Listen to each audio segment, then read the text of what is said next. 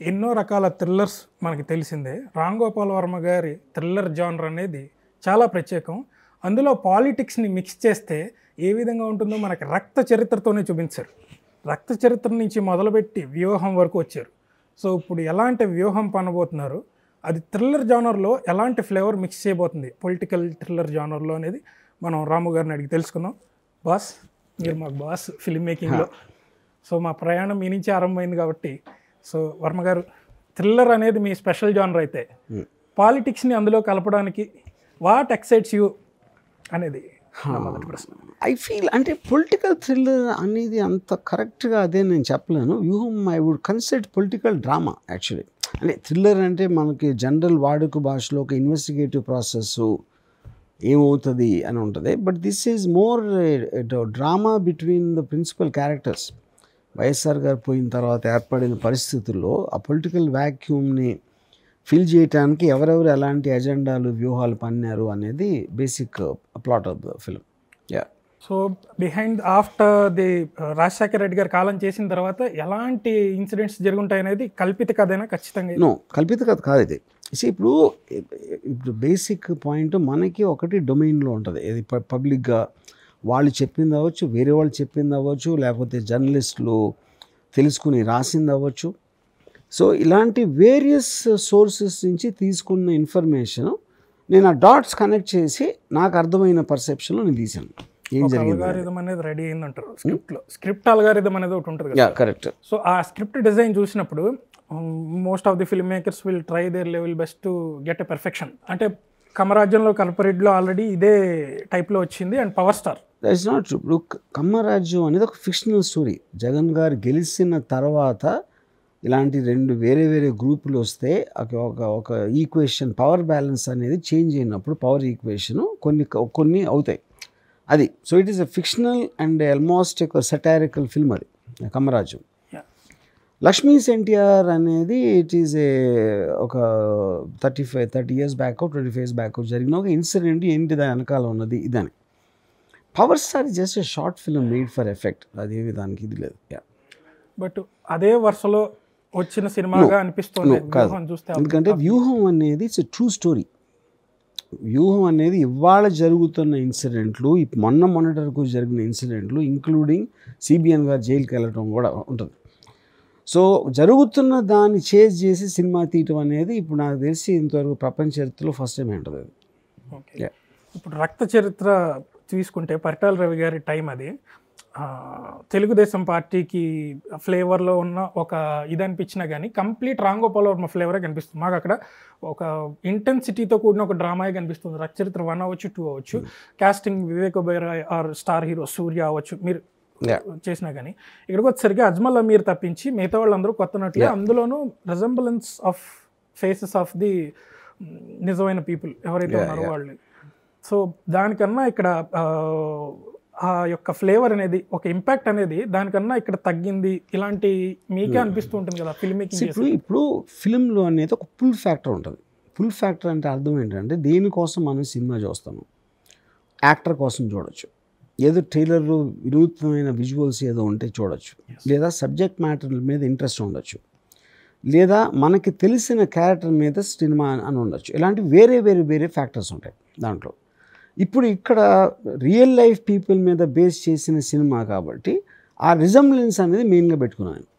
Okay. అది ఎవరు చేస్తారన్నది ఇర్రిలెవెంట్. ఎందుకంటే ఎవరైతే క్యారెక్టర్ మీద మనం సినిమా తీసామో అతనే పుల్ ఫ్యాక్టర్ అవుతాడు. ఓకే. అజ్మల్ అమీర్ ఎర్లియర్ రంగం సినిమాలో కూడా కంప్లీట్ నెగిటివ్ షేడ్స్ నేను చూడలేదు. పాలిటిక్స్ బేస్డ్ సినిమా అది.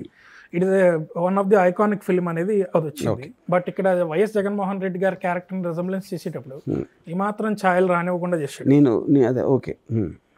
సో నాకు తెలియదు ఎందుకంటే రంగం నేను చూడలేదు. ఓకే. అంటే so many political thrillers, iconic films ఉన్నప్పుడు మీ నుంచి ఎక్స్పెక్ట్ చేసేది ఒకటి ఉంటుంది కదా.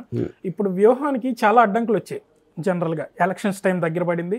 దానికి తోడు వ్యూహం మీద ఎక్స్పెక్టేషన్స్, అంటే ఆ పార్టీకి సపోర్ట్ చేసి చాలామంది సామాన్య ప్రేక్షకులు ఇప్పుడు నేను వ్యూహం చూడాలా అన్న క్వశ్చన్ మార్కులు ఉంటారు కదా.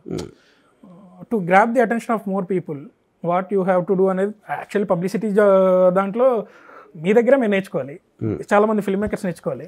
ఇప్పుడు ఇక్కడ స్ట్రాటజీ మీరు ఎలాంటిది ఉపయోగిస్తున్నారు అంటే to grab the attention of people in to వ్యూహం theatres, what will you say any film eventually it is the trailer which is the only strategy. Trailer మించిన ఏమి ఉండదు.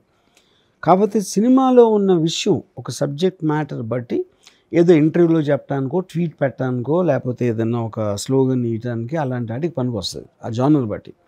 వ్యూహంకి వస్తే it is like a political comment. Cinema it self is a political comment. So publicity కూడా దాని చుట్టూ తిరుగుతుంది. Okay. So ఇప్పుడు publicity అనగానే నాకు అంటే మొదటి నుంచి ఫాలో అయ్యేది ఒకటి వచ్చింది. లేటెస్ట్గా బుక్ ఫేర్ జరిగింది sir, Hyderabad book fair. So నేను actually I know that your an avid book reader. చాలా నవల్స్ మీరు చదువుతారు అని తెలుసు. And Fountainhead and Atlas Shrugged కూడా మీరు వెనక మాట రాసి ఇచ్చారు. నేను బుక్ కొనుక్కున్నప్పుడు చదివాను. మీ సినిమాలు ఇంత వ్యత్యాసంగా కెమెరా యాంగిల్స్ మాత్రమే కాదు, ఆ యొక్క డైలాగ్స్ అవ్వచ్చు, డిక్షన్ అవ్వచ్చు, అండ్ ఒక ఫిలాసఫీ కనిపిస్తుంది ప్రతి క్యారెక్టర్ బిహేవియర్లోనూ కూడా. మీ స్క్రిప్టింగే ఆ స్టైల్లో ఉంటుంది. నవల్స్ ఎక్కువ చదవడం వల్ల వాటి ఇన్ఫ్లుయెన్స్ మీ మీద అంతవరకు ఉంది? పుస్తకపట్నం మీద అంటే you red Stephen king, even though you red Malladi Venkatakrishnamurthy novels. And what makes you see the books I will contribute almost I'll give credit to books. Maybe 90% of my personality I think I'm sure is developed from books. Yeah, not so much from cinema. బుక్స్లో scenes ఉంటాయి కదా sir, కొన్ని scenes literally ఎలా ఉంటాయంటే చాలా engaging ఉంటాయి. అది బుక్ని యాజ్ ఇట్ ఈస్గా సినిమా తీసేటప్పుడు ఎలా ఉంటుందంటే అది రాకపోవచ్చు. అంటే ఒక్కొక్కళ్ళు చదివేటప్పుడు వాళ్ళ దృక్కోణం మారుతూ ఉంటుంది మైండ్లో. ఒక్కొక్కరు చదివేటప్పుడు ఒక్కొక్క సీన్ కనిపిస్తూ ఉంటుంది, ఫ్లేవర్స్ మారుతూ. ఒక నవల్ని కానీ అడాప్ట్ చేస్తే కనుక సినిమా కింద అది పరిధిల వరకే వస్తుంది అనేది ఒకటి ఉంది. కానీ దానివల్ల నవల్ సేల్స్ ఎక్కువ ఉంటాయి. ఇప్పుడు ఆల్ఫ్రెడ్ హిచ్కాక్ సైకో నవల విపరీతంగా కొన్నారు కేవలం సినిమా హిట్ అయినందుకు. ఆ తర్వాత కొత్త పాఠకులు ఏర్పడ్డారు. అండ్ నవల్ చదివిన వాళ్ళు అసలు ఎలా తీసేటో చూద్దామని, అంటే మ్యూచువల్ ఇది ఉంది కదా, నవల వల్ల సినిమాకి హెల్ప్ అయ్యి, సినిమా వల్ల నవలకి హెల్ప్ అయ్యి. సో మీరు కూడా ఏంటంటే ఎక్కువ పుస్తకాలు చదువుతారు. I think that is a notion. ఇప్పుడు చాలాసార్లు నవల చదివిన వాళ్ళకి సినిమా నచ్చదు యాక్చువల్గా, మోస్ట్ ఆఫ్ ద టైం. ఎందుకంటే నవల చదివినప్పుడు అతను ఇమాజిన్ చేసుకున్నది ఒక్కొక్కసారి సినిమాలో ఉండకపోవచ్చు. అది క్యారెక్టరైజేషన్స్ అవ్వచ్చు, తీసిన విధానం అవ్వచ్చు, ఎలా దేన్ని హైలైట్ చేసాడు సినిమాటిక్గా అనే దాని మీద. నాకు తెలిసి గాడ్ ఫాదర్ ఒకటి తప్పిస్తే ఏ సినిమా కూడా నవల అంత బాగుంది, నవల ఎంత బాగుందో సినిమా అంత బాగుంది అనేది దానికి ఎగ్జార్సిస్ట్ విలియం పీటర్ బ్యాట్లీకి. మిగతా దీనికి కూడా I don't think the novel film did justice to the novel. ఎక్కడో ఆ దృశ్యంలో కొంచెం తీసే విధానంలో ఆ సెట్ ప్రాపర్టీస్లోనే డిఫరెన్స్ వస్తుంది కదండి. అంటే ఇప్పుడు అదే కాదు, ఇప్పుడు నావెల్ చదువుతున్నప్పుడు మీ ఇమాజినేషన్ ఉంటుంది అంతా. మీరు చదువుతున్నప్పుడు మీరు కంటెంట్ చదువుతున్నారు, ఆ సెట్టింగ్ ఏంటి, ఎలా ఉంటుంది, ఆ క్యారెక్టర్ ఎలా ఉంటాడు అనే ఒక ఆలోచన అనేది ప్రతి రీడర్కి మారుతుంది. అది అప్పుడు వాళ్ళందరికీ సినిమా అనేది మీ ఇమాజినేషన్ కాదు, వాళ్ళు చూపెట్టేస్తున్నాడు.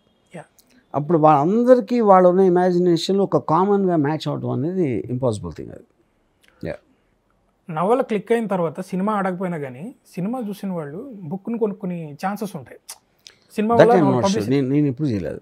సినిమా చూసిన తర్వాత పుస్తకం కొని చదవటం నేనైతే చేయలేదు ఇప్పుడు. ఓకే. గాడ్ ఫాదర్ గురించి తెలియని వాడు, గాడ్ ఫాదర్ నేను ముందు చదివాను, బుక్ చదివాను. ఈవెన్ జాస్ ఆల్సో ముందు బుక్ చదివాను. జాస్ 1 and 2 ఆ నవల్స్లో చాలా సీన్స్ ఇప్పుడు సినిమాలో 2 గంటలు తీస్తాం సార్. నవల్లో అలా కాకుండా ఎన్ని పేజెస్ అని ఉంటుంది కదా. సో ఆ లేని సీన్స్ చూద్దాం, చదువుదాం ఎక్సైట్మెంట్ తోటి కొన్ని ఛాన్స్ ఉంటుంది కదా ప్రేక్షకుడు. అవ్వచ్చు, కానీ నేనైతే చూడలేదు. సినిమా నచ్చిన తర్వాత నవల్ కొని చదవడం అనే ఇన్సిడెంట్ నేనైతే వినలేదు ఇంతవరకు. కొత్త పాఠకులు సినిమా వల్ల ఏర్పడుతూ ఉంటారు. అవ్వచ్చు, నాకు తెలియదు అంటున్నా. అది ఎవరైనా ఇవన్నీ చేయొచ్చు, అది నాకు తెలియదు. డిపెండ్స్. అంటే మీరు పబ్లిసిటీ స్టంట్స్ ఎన్నో చేస్తారు కదా. ఈ సైడ్ మీ సత్య స్క్రిప్ట్ని కూడా ఒక జర్నలిస్ట్ బుక్ కింద వేద్దామని అడిగినప్పుడు సత్య స్క్రిప్ట్ లేకుండా తీసేన్నారు మీరు. అవును, కరెక్ట్. ఈజీ, అది నిజమేనా? అదే అంత ఐకానిక్ ఫిల్మ్ని స్క్రిప్ట్ లేకుండా అనేది how is it possible sir? అంటే స్క్రిప్ట్ అంటే ఏంటి ఫైనల్గా ఇట్ ఈస్ అబౌట్, ఇప్పుడు మీకు స్టోరీ తెలుసు, మీ క్యారెక్టర్స్ తెలుసు, ఈ పర్టికులర్ సీన్లో ఏం మాట్లాడుకోవాలి అనేది కూడా తెలుసు. అప్పుడు యాక్టర్స్కి చెప్పేసి వాళ్ళ డైలాగులు వాళ్ళని చెప్పమని చెప్పాను. అందుకని మీకు అన్ని డిఫరెంట్ కైండ్ ఆఫ్ యాక్సెంట్స్, అన్ని డిఫరెంట్ కైండ్ ఆఫ్, చాలాసార్లు సత్యాలో అవతల యాక్టర్ ఏం ఆడబోతున్నాడో అవతల యాక్టర్ తెలియదు, అలా తీసాం కొన్ని సీన్స్.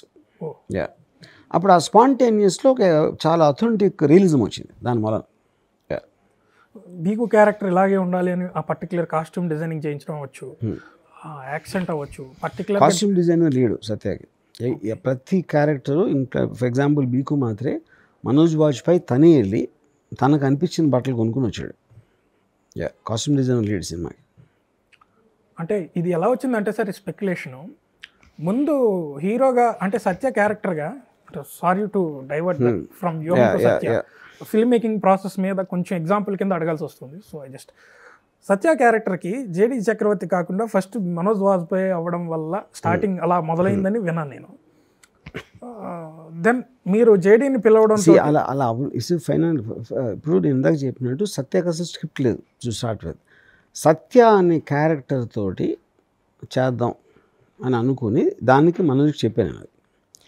కానీ నా క్యారెక్టర్స్లో క్లారిటీ వచ్చి ఎలాంటి క్యారెక్టర్స్ ఉన్నారు, ఈడేంటి ఆడేంటి అది వచ్చినప్పుడు, లేదు నువ్వు బిక్కు పాత్రకి నీ బాడీ లాంగ్వేజ్ కరెక్ట్గా సూట్ అవుతుంది అని చెప్పి మార్చాను. ఆ టైంలో డిసప్పాయింట్ అయ్యారంట కదా, అంటే టైటిల్ ఉంది కాబట్టి లీడ్ రోల్ అనుకున్నాడు.